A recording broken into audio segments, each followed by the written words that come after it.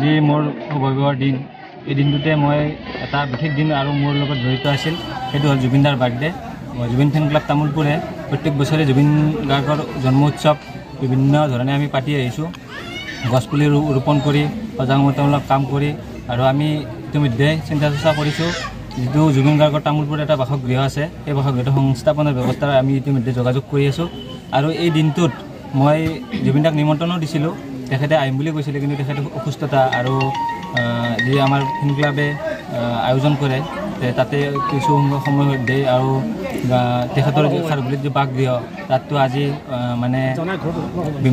বিভিন্নজন লোক আহি তেখেতক সংগ দিয়ে সেইকাৰণে তেখেতে আজি হয়তো নাহিব তথাপিও মই আশাবাদী আহিব পাৰে বুলি তেখেতৰ নিজৰ ইচ্ছাৰ কথা মনত পৰিলে হয়তো আহি যাব পাৰে